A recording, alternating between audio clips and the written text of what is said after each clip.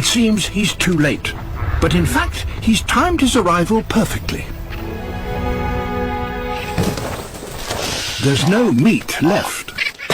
It's bones he's after. But extracting it is not easy, especially when the bone is a solid 4 kilos and too big to swallow.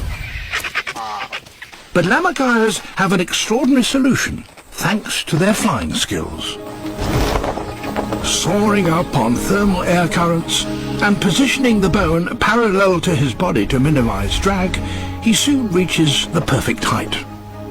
From here, he glides to a place he knows where he can deal with the bone, where there are giant rock slabs on the lip of an escarpment.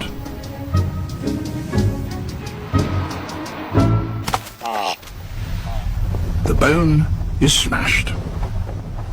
The juices in his stomach are more corrosive than battery acid.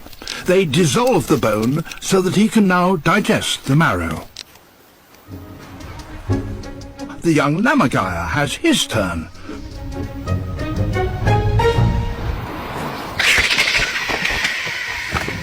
Proficient bone smashing takes endless practice to find just the right height, speed, and moment of release.